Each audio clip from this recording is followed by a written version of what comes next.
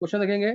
जैसे मैंने पूछा तुमसे, नियॉन गैस की density, neon gas will be densest eight,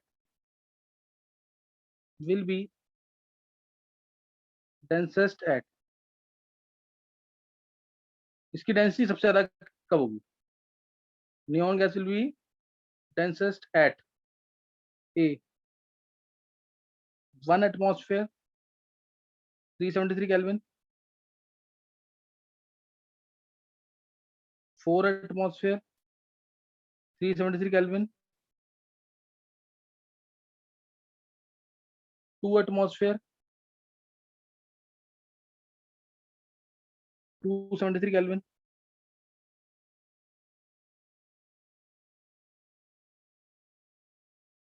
5 atmosphere 300 kelvin. बताओ, नियॉन गैस की डेंसिटी किस केस में सबसे ज्यादा होगी? नियॉन गैस की डेंसिटी किस केस में सबसे ज्यादा होगी?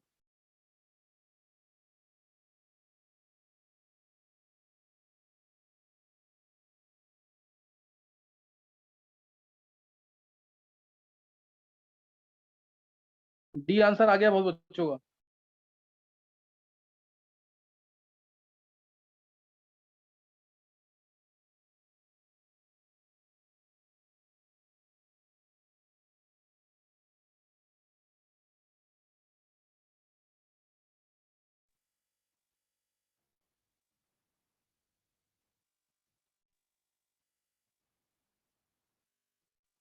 हाँ, मैं बता दूं आंसर इसका।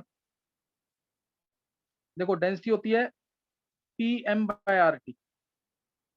आर हटा दो, एम हटा दो, क्योंकि नियॉन गैस है, mass constant, are constant, P/T लगाना तुम्हें। P/T की वैल्यू कब ज्यादा है ना? P/T की वैल्यू, पहला केस, P/T कितना आएगा? 1/373। दूसरा केस, P/T क्या आएगा? 4/373। तीसरा केस, रो 1 2 3।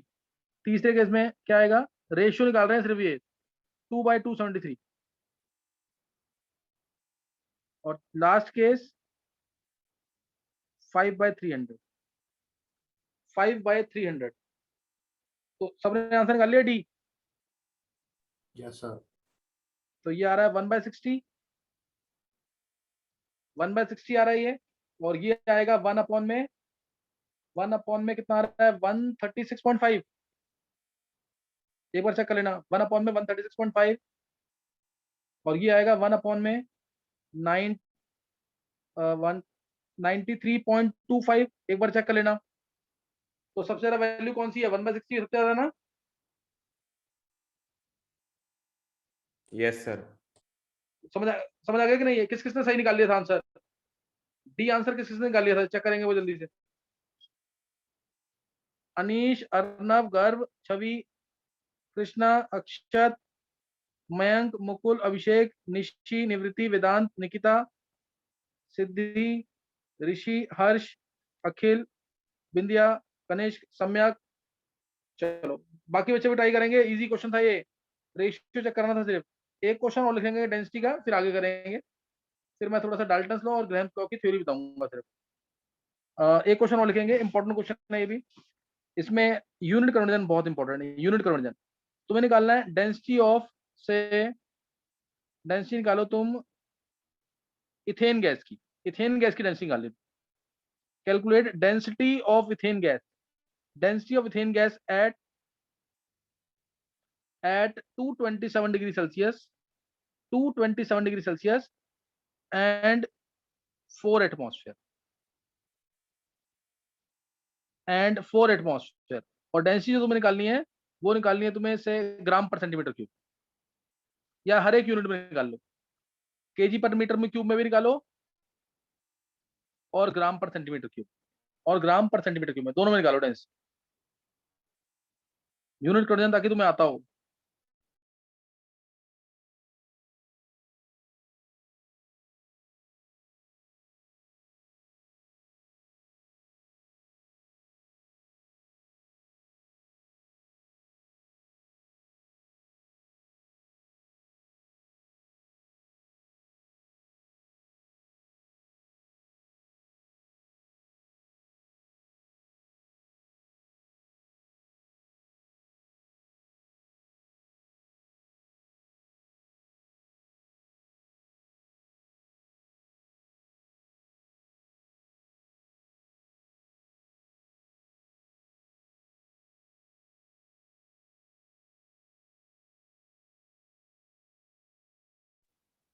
टेम्परेचर एक बार चेंज कर देंगे इसमें, थोड़ा कैलकुलेशन इजी हो जाएगी। 327 डिग्री सेल्सियस टेम्परेचर कर लो, 327 डिग्री सेल्सियस।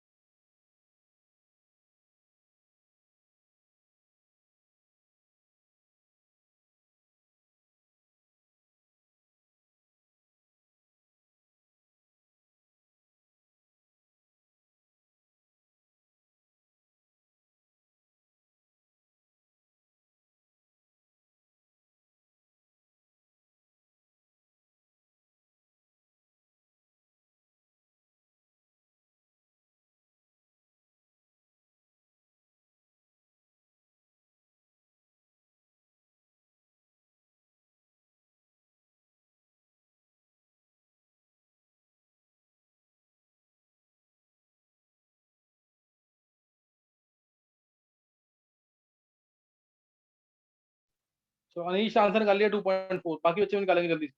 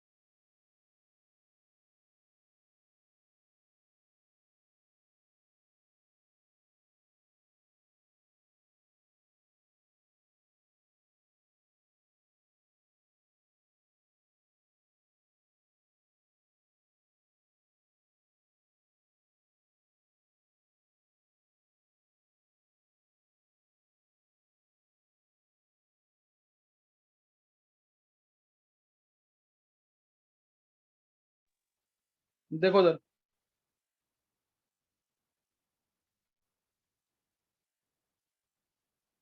आंसर चेक करेंगे अब। देखो डेंसिटी निकालनी है, डेंसिटी होती है PM/RT।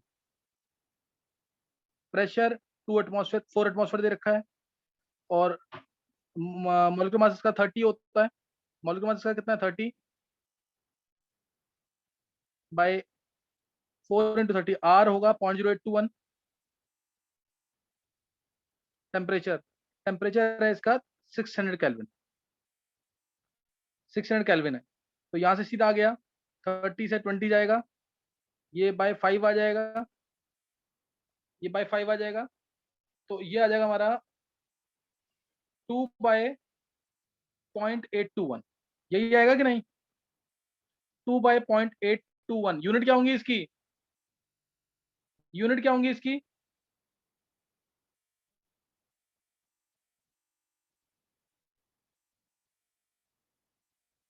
सर मीटर मतलब क्या एटमॉस्फेयर पर केल्विन पर मोल। नहीं, डेंसिटी है ये। ऋषि क्या बोल रहा तू? डेंसिटी है ये। सर आर की होगी यूनिट्स इसकी। पूछ नहीं दी आपने?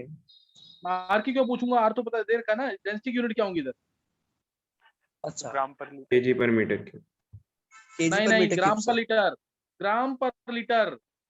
जब 0.0821 के अंदर, ये वेदांत ग्राम पर लीटर, 0.0821 में क्या आ रहा है? Litre atmosphere kelvin inverse mole inverse. Litre atmosphere kelvin inverse mole inverse आ रहा है ना, तो उसको क्या लेंगे? लीटर लेंगे ना, ग्राम पर लीटर। कोई डाउट? अभी यूनिट ग्राम पर लीटर है, इसलिए 2.4 जिसने निकाला है वो गलत आंसर है। 2.4 नहीं होगा सर आंसर, होगा 2.441 आ रहा है। नहीं नहीं, 2.4 या जो भी है ये गलत है। ये आंसर आएगा 2.4 इंटू 10⁻³ ग्राम पर सेंटीमीटर क्यूब। ग्राम पर सेंटीमीटर क्यूब, इसलिए मैं तुम्हें सिखा रहा हूँ। अगर यूनिट कन्वर्जन तुमने नहीं सीखा, क्वेश्चन गलत करके आओगे। ऐसे इजी क्वेश्चन आएंगे, बस यूनिट कन्वर्जन की वजह से गलत हो जाएगा। 2.4 ग्राम पर लीटर है ना, 1 लीटर होता है 1000 सेंटीमीटर क्यूब, तो ग्राम पर सेंटीमीटर क्यूब निकालना है, तो 2.4 इंटू 10⁻³ और इसको केजी पर मीटर क्यूब में करना है तो ग्राम की जगह केजी करना है तो दोबारा 10⁻³ आएगा। सेंटीमीटर क्यूब को मीटर क्यूब में करना है तो 10⁻⁶ आएगा, यानी आंसर आएगा 2.4 केजी पर मीटर क्यूब। ग्राम को केजी में करोगे तो क्या आएगा, 10⁻³ मल्टीप्लाई होगा, और अपॉन में सेंटीमीटर क्यूब है, सेंटीमीटर क्यूब को मीटर क्यूब में करोगे तो 10⁻⁶ आएगा, क्योंकि 1 सेंटीमीटर में 10⁻² मीटर होंगे। 1 मीटर में 100 सेंटीमीटर होते हैं ना, तो उल्टा करना है उसका। समझ गए कि नहीं? ये 2.4 केजी पर मीटर क्यूब आ जाएगा आंसर। किसी बच्चे को कोई डाउट है इसमें? यूनिट कन्वर्जन बहुत इंपॉर्टेंट है, बहुत सारे क्वेश्चन आते हैं इससे रिलेटेड, तो ये तुम्हें आना चाहिए। किसी को दोबारा पूछना है तो दोबारा पूछ सकते हो। चलो अभी एक, चलो अगर नहीं समझ आया ना, एक बार इससे भी देख लेंगे। देखो डेंसिटी का फॉर्मूला PM/RT है, पी की वैल्यू है 4 एटमॉस्फेयर। मैं इसको कन्वर्ट कर रहा हूँ पास्कल में, मैं ऐसा यूनिट में डायरेक्ट निकाल रहा हूँ, यानी आंसर मैं केजी पर मीटर क्यूब में डायरेक्ट निकाल रहा हूँ, यही आना चाहिए। तो 4 × 10⁵ कर दिया मैंने, पास्कल में कन्वर्ट कर दिया। 4 × 10, हालांकि एग्जैक्ट नहीं है, क्योंकि एग्जैक्ट एटमॉस्फेयर अगर पास्कल में करना है तो 1.013 × 10⁵ पास्कल होता है। तो 4 × 10⁵ आ गया, 4 × 10⁵ आ गया। इसके अलावा अब मास है इसका 30 है, इंटू 10⁻³ करना पड़ेगा केजी में करने के लिए। 30 × 10⁻³ कर दिया। आर की वैल्यू 8.314 होती है, joule kelvin inverse mole inverse में, joule kelvin inverse mole inverse में। और टी तो 600 ही लेंगे, ये 600 ही लेंगे। तो इसको सॉल्व करोगे, देखो कितना आ रहा है अप्रोक्सीमेट। देखो 30 से 20 गया है, 4 से 5 चला गया नीचे। अब कितना आएगा देखो, चेक करो।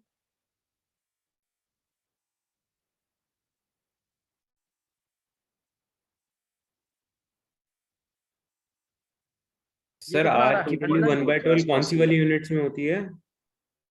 1/12 यही litre atmosphere kelvin mole inverse. Okay ये क्या नाम है अनीश, तू खुद सोच ना, 0.0821 है तो 1/12 के आसपास नहीं होगा। Yes sir, yes sir. तो ये आ गया 100 अपॉन में 40 के आसपास आ जाएगा, उस 40 से सर थोड़ा उसी ज्यादा के आएगा। आसपास है। आ गया 2.4 क्या, यस कुछ और यस आएगा सर। ना ये 2.4 केजी पर। ये तो अप्रोक्सीमेशन तो करोगे ही ना ऑब्जेक्टिव्स में, ऑप्शन देख करके अप्रोक्सीमेशन खुद करना आना चाहिए। ये नहीं तुम एग्जैक्ट कैलकुलेशन कर रहे हो, ऑप्शन पहले देख लिया, ऑप्शन अगर क्लोज है तब तो बाद में करना कैलकुलेशन, सबसे लास्ट में पेपर को। लेकिन अगर तुम्हें दिख रहा है कि 2.4 × 10⁻³ है, 2.4 × 10⁻² है, ऐसे करके आंसर है, तो तुम अप्रोक्सीमेशन कर सकते हो। कोई डाउट?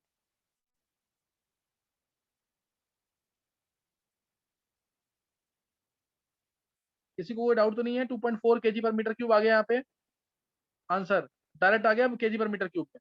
मैं तुम्हें यूनिट्स का पर्पस दिखा रहा हूँ यहाँ पे कि यूनिट्स कितना इंपॉर्टेंट है। ऐसे क्वेश्चन आते हैं और यूनिट्स की वजह से गलत होता है बच्चों का, तो यूनिट का जरूर ध्यान रखना है। सेंटीमीटर क्यूब में आ ही जाएगा। 2.4 केजी, केजी मतलब 10⁻³ ग्राम में आ गया, मीटर क्यूब मतलब 10⁻⁶, सेंटीमीटर क्यूब में आ गया, तो अब आंसर आ गया ग्राम पर सेंटीमीटर क्यूब में। 2.4 × 10⁻³ ग्राम पर सेंटीमीटर क्यूब। किसी को पूछना दोबारा?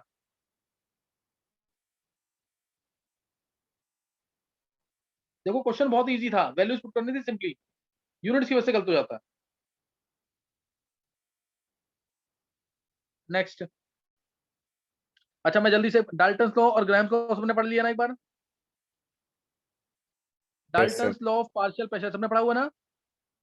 Dalton's law of partial pressure ये कहता है कि दो, ध्यान सुनना लाइन, दो या दो से ज्यादा नॉन रिएक्टिंग गैसेज हैं, नॉन रिएक्टिंग बात कर रहा हूं मैं, नॉन रिएक्टिंग, जो आपस में रिएक्ट ना करें, सही ना, जो आपस में रिएक्ट ना करें, जैसे N2 + O2 इसके लिए, हीलियम प्लस नियोन इसके लिए, तो ये आपस में रिएक्ट नहीं करेंगे, इसलिए नियोन प्लस N2 इसके लिए। ऐसे जो आपस में रिएक्ट ना करें, रिएक्ट करेंगी तो मोल कंसेप्ट अप्लाई करना। जैसे H2 और O2 तो रिएक्ट कर जाएंगी ना, H2 + ½ O2 H2O, current pass करेंगे, रिएक्ट कर जाती है, तो इसमें मोल कंसेप्ट अप्लाई करना पड़ेगा। अगर इसके 10 मोल हैं, इसके से 6 मोल हैं, तो 10 मोल है, 6 या 4 मोल ले लो, 4 लेंगे, चलो 6 ले लो, 6 मोल ले लिए इसके, तो ये 10 मोल खत्म होता है तो ये 5 मोल खत्म होगा, क्योंकि 1 मोल खत्म होता है तो ये आधा खत्म होता है, ये 10 खत्म होगा तो ये 5 खत्म होगा, यानी 1 मोल O2 बच जाएगा। तो तब तुम्हें मोल कंसेप्ट अप्लाई करना है, लिमिटिंग रीजन वाला कंसेप्ट अप्लाई करना है। लेकिन अभी हम क्या पढ़ रहे हैं, डाल्टन्स लॉ। वो क्या कहता है कि दो या दो से ज्यादा नॉन रिएक्टिंग गैसेज अगर है, दो या दो से ज्यादा नॉन रिएक्टिंग गैसेज हैं, तो उस केस में टोटल प्रेशर जो होगा वो इन सब का इंडिविजुअल प्रेशर का सम होगा, P1 plus P2 till Pn। यही डाल्टन्स लॉ है, this is called as Dalton's.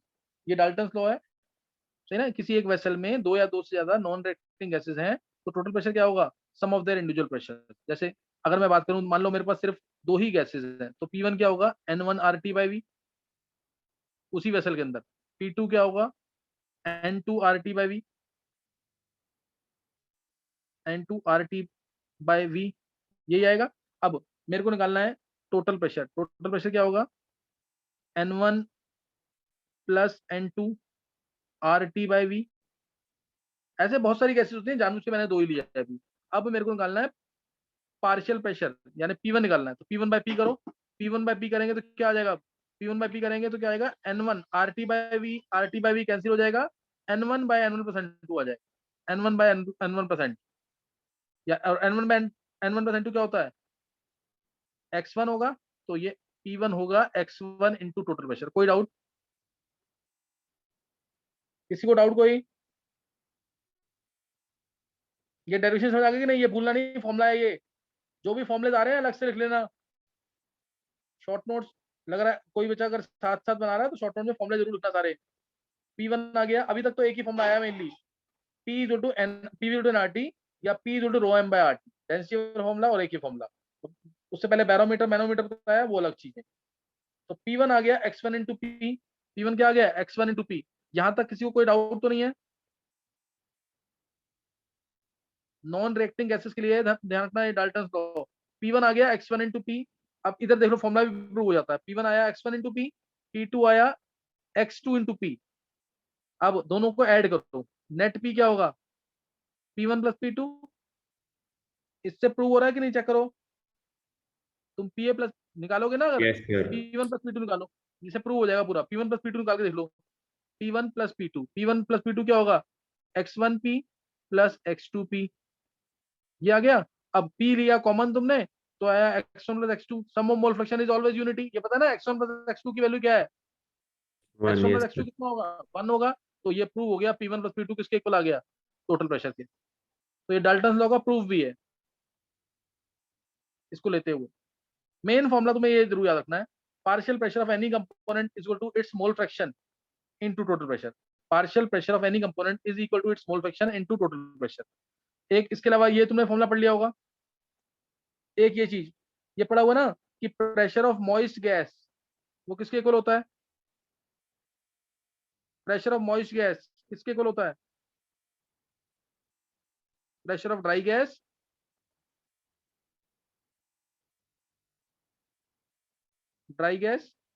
Plus aqueous tension, यानी pressure due to water vapours, plus aqueous tension यानी pressure due to water vapours, pressure due to water vapours. Pressure of moist gas is due to pressure of dry gas plus aqueous tension. ये मैंने पूरा बनाया होगा, इसका कुछ diagram वगैरह याद है कि नहीं? ये कुछ ऐसे इन्वर्टेड टेस्ट ट्यूब होगा। सर नाइट्रोजन का एक्सपेरिमेंट करवाया था। ये करा रखा ना इसमें, यस। इसमें यहाँ से हमने ये पानी भरा हुआ है, यहाँ पे यहाँ से हमने N2 गैस को डाला अंदर। तो N2 गैस जब यहाँ पे आएगी तो साथ में क्या होगा, मॉइस्चर कंटेंट भी होगा कि नहीं। जब N2 गैस यहाँ से ऊपर डाउनवर्ड डिस्प्लेसमेंट ऑफ वाटर से आएगी, तो इधर जो गैस आएगी, इधर क्या होगा, N2 गैस तो होगी, लेकिन pressure due to water vapours भी होगा। इसलिए मैंने बोला pressure of moist gas, pressure of moist N2 gas will be pressure of dry gas plus pressure due to aqueous tension. यानी एक्वस टेंशन क्या होता है, pressure due to water vapours. Aqueous tension क्या है, pressure due to water vapours. तो generally इसको हमें minus करना होता है, ड्राई गैस का प्रेशर हमें चाहिए होता है न्यूमेरिकल्स में अप्लाई करने के लिए। PV इज टू NRT पे अप्लाई करने के लिए हमें चाहिए होता है प्रेशर ऑफ ड्राई गैस। तो हम क्या करेंगे, मान लो मॉइस्ट गैस का प्रेशर दे रखा है 720 और एक्वस टेंशन दे रखा है 20 mm, एक्वस टेंशन दे रखा है 20 mm। तो हमें pressure of dry gas use करना, तो कितना होगा, 720 minus 20 pressure of dry gas आ जाएगा। फिर इसको हम PV टू NRT में अप्लाई कर सकते हैं, क्योंकि एक्वस टेंशन यानी वाटर वेपर्स के ऊपर हम पीवी टू एनआरटी अप्लाई नहीं करते हैं। अगर बोल दिया कि water vapour they are behaving ideally तो अप्लाई कर देना, अदरवाइज अप्लाई नहीं करते इसको। कोई डाउट किसी को कुछ पूछना हो, किसी को पूछना है कुछ?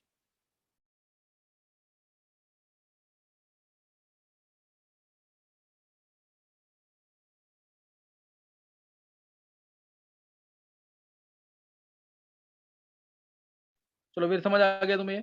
ये डाल्टन्स लॉ की थ्योरी मैंने बता दिया, न्यूमेरिकल्स में एक साथ लूंगा सबके। मैं इसलिए फास्ट बता रहा हूँ क्योंकि मैं ये मान के चल रहा हूँ कि तुमने पढ़ लिया है ये। देखो न्यूमेरिकल्स की अगर मैक्सिमम प्रैक्टिस करनी है ना, थ्योरी पहले से पढ़ के रखा करो। अच्छा नेक्स्ट अब है ग्राहम्स लॉ की थ्योरी देख लेंगे, न्यूमेरिकल्स करेंगे फिर नेक्स्ट टाइम। ग्राहम्स लॉ बहुत इंपॉर्टेंट, स्टेट्स ऑफ मैटर कोई चैप्टर अगर आना है पेपर के अंदर तो दो टॉपिक पहले बोल देते हैं, ग्राहम्स लॉ और रियल गैस इक्वेशन। मैंने तुम्हें स्टार्टिंग में बोला था चैप्टर के, ये दोनों बहुत इंपॉर्टेंट टॉपिक है। Graham's of diffusion, clear? Graham's law of diffusion ये क्या कहता है?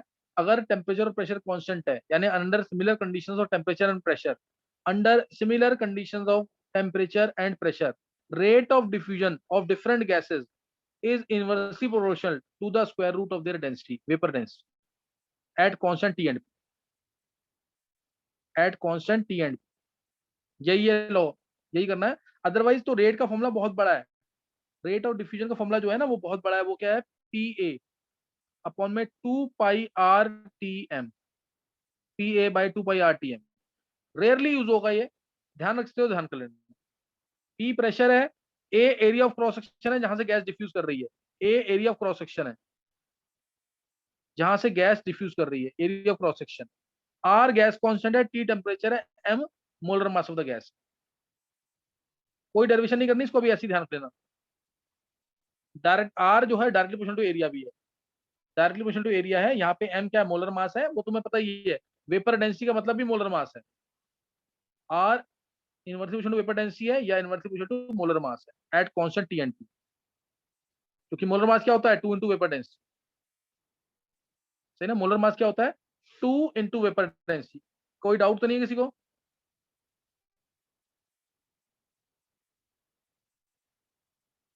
चलो ये तुम्हें समझ आ गया इसका मतलब। Rate of diffusion of different gases is inversely proportional to the square root of their density और inversely proportional to the square root of their molecular mass at constant temperature and pressure, at constant temperature and pressure. और rate जो होता है इसके 4 फॉर्मूले हैं, है वो एक ही फॉर्मूला, 4 फॉर्म्स में मैं यूज करूंगा ताकि तुम्हें न्यूमेरिकल्स करते समय ज्यादा सोचना ना पड़े। रेट का formula, number of moles of gas diffused by time taken, number of moles of gas diffused by time, कितनी गैस डिफ्यूज कर गई है बाय टाइम टेकन, कितने टाइम में। दूसरा पॉइंट, सेकंड है volume of gas diffuse by time taken, volume of gas diffuse by time taken, volume of gas diffuse by time taken. तीसरा, distance diffuse by the gas upon में time taken, distance diffuse by the gas upon में time taken. ये वाला formula rarely use होता है लेकिन बहुत important है। Drop in pressure by time taken, drop in pressure by time taken. इससे न्यूमेरिकल थोड़ा इजी हो जाएगा। Drop in pressure by time taken. इसके अलावा मैंने थ्योरी में तुम्हें बताया होगा, गैस का इफ्यूजन अगर हो रहा है, इफ्यूजन मतलब leakage of A gas, effusion का मतलब क्या है? Leakage of A gas. और डिफ्यूजन हो रहा है means spreading of gas, diffusion means spreading of gas. Numericals में दोनों को सेम मानना है। Effusion means leakage of A gas, जैसे बैलून से गैस लीक कर रही है तो वो लीकेज ऑफ गैस। और डिफ्यूजन मतलब spreading of gas, gas spread कर रही है तो वो क्या है? वो क्या है? डिफ्यूजन। दोनों में टेम्परेचर का इफेक्ट थोड़ा डिफरेंट है। टेम्परेचर बढ़ाएंगे तो डिफ्यूजन तो बढ़ेगा, जैसे ही मैं टेम्परेचर बढ़ाऊंगा तो गैस तेजी से स्प्रेड होगी और डिफ्यूजन बढ़ेगा। लेकिन इफ्यूजन, इफ्यूजन क्या है? एक स्मॉल ओरिफिस है, बहुत ही स्मॉल ओरिफिस है, यहाँ जैसे ये इधर से गैस को बाहर निकलना है। तो मॉलिक्यूल्स अगर हम टेम्परेचर बढ़ाते जाएंगे तो मॉलिक्यूल्स एक प्रॉपर डायरेक्शन में ओरिएंट नहीं हो पाएंगे, मॉलिक्यूल्स एक प्रॉपर डायरेक्शन में ओरिएंट नहीं हो पाएंगे। इसलिए गैस का इफ्यूजन जो है वो टेम्परेचर बढ़ाने से कम हो जाता है, लेकिन डिफ्यूजन बढ़ जाता है। लेकिन डिफ्यूजन क्या होता है? बढ़ जाता है। कोई डाउट यहाँ तक? ये सब तुमने पढ़ा होगा, ग्राहम्स लॉ ऑफ डिफ्यूजन, ये सब पढ़ा हुआ है कि नहीं वेदांत? यस सर, करा हुआ है। चलो अब एक चीज मैं और बता रहा हूँ, इसके इसके क्वेश्चंस अच्छे लेवल पे आएंगे, मतलब नीट में अच्छा क्वेश्चन को जैसे 7 क्वेश्चन जो बेटर आते हैं ना उसमें काउंट होगा। ये तुमने पढ़ा भी होगा शायद, अगर लेक्चर्स में है तो, एनरिचमेंट फैक्टर है कि नहीं ये? है सर। तो डेरिवेशन आती है सबको कि नहीं इसकी? ये कम जगह पढ़ाते हैं इसको, बहुत इंपॉर्टेंट नहीं है, लेकिन अगर टॉप लेवल पे तैयारी करनी है तो तुम्हें आना चाहिए।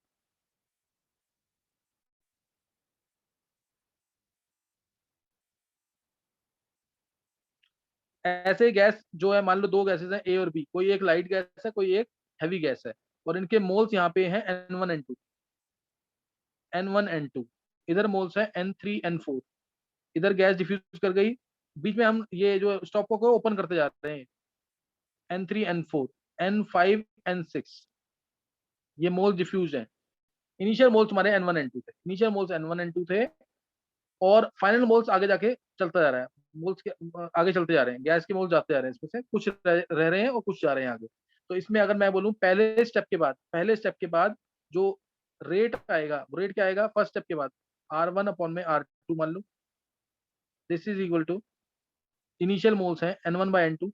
ध्यान रखना जो मैंने रेट का फॉर्मूला लिखा है R अपॉन में RB, वो होता है यहाँ पे Na अपॉन में NB, Na अपॉन में NB। इनिशियल मोल्स है ये, इनिशियल एक्चुअल में यहाँ पे इनिशियल प्रेशर आता है, प्रेशर A यानी जो हमारे मोल्स थे इनिशियली वो, अपॉन में प्रेशर B, गैस B जिस प्रेशर पे है, अपॉन में अंडर रूट में MB/Ma आता है।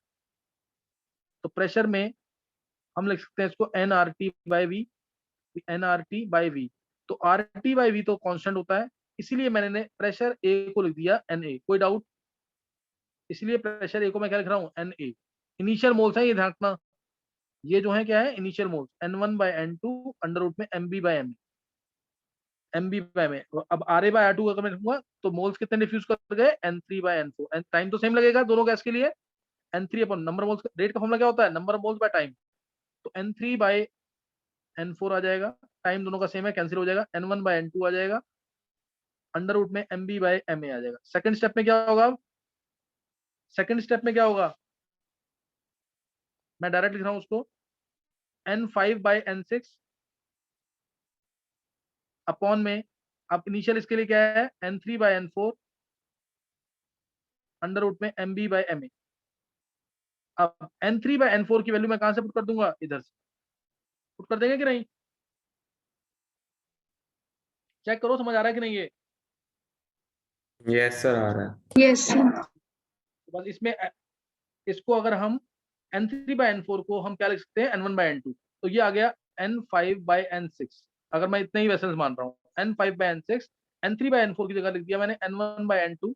एक N1/N2 पहले ये है ना यहाँ पे, तो एक N1/N2 यहाँ पे भी है, N1/N2, और ये आ जाएगा अंडर रूट में MB/Ma का होल स्क्वायर, Ma का होल स्क्वायर। तो ये हमारे फाइनल मोल्स हैं, ये हमारे इनिशियल मोल्स हैं गैसेस के, और ये पावर है जितने ऑपरेशंस तुमने किए। ये 2 जो है ना यहाँ पे एनरिचमेंट फैक्टर है, अगर तुम x ऑपरेशंस करोगे तो यहाँ x स्टेप्स लिए तो यहाँ पे x आ जाएगी वैल्यू, तो यहाँ वैल्यू x आ जाएगी। ये फाइनल मोल्स हैं गैस के, ये इनिशियल मोल्स हैं, और अंडर रूट में MB/Ma की पावर 2 लगाई है, अगर दो दो ऑपरेशन किए या 2 स्टेप में किया, n स्टेप में करेंगे तो पावर n आ जाएगी। कोई डाउट इस डेरिवेशन में?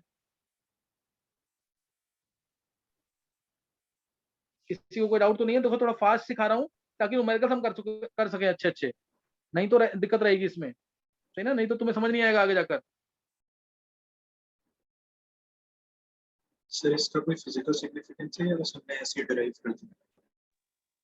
यूज करते हैं इसको प्रैक्टिकली, इनको यूज करते हैं गैसेस के मोल्स निकालने में, या फिर किसी एक गैस को मेरे को एनरिच करना है दूसरी गैस के कंपैरिजन में, एक गैस बहुत ज्यादा है एक बहुत कम है, हम चाह रहे हैं कि दोनों गैसेस ऑलमोस्ट इक्वल हो जाएं अमाउंट, तो हमें ये अप्लाई करते हैं ग्राहम्स लॉ। समझ गए यहाँ तक कि नहीं? डेरिवेशन वगैरह थ्योरी वगैरह सब ढंग से करके रखा करो, नहीं तो ना समझ नहीं आएगा आगे क्लासेस में। एक बार एक न्यूमेरिकल लिखेंगे अभी, इसके ऊपर न्यूमेरिकल नहीं करा रहा मैं, जनरल न्यूमेरिकल कराऊंगा, नोट करेंगे numerical.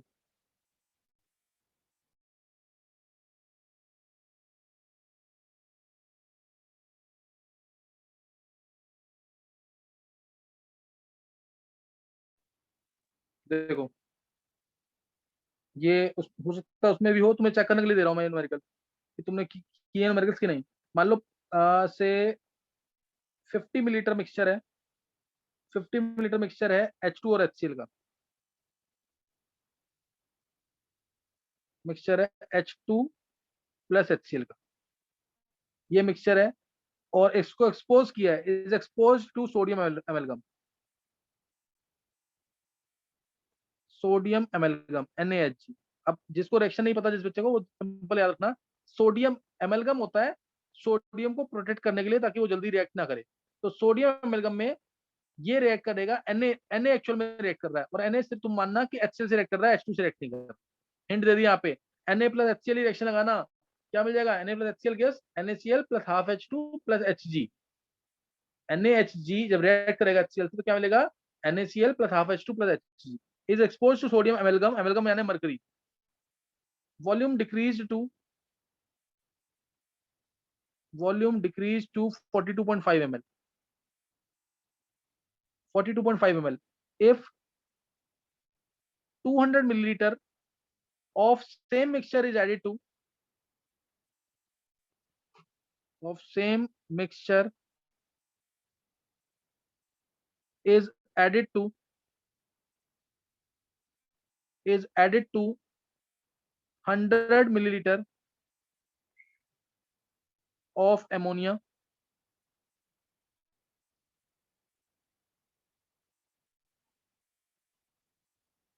and the mixture is, and water is added, and then water is added,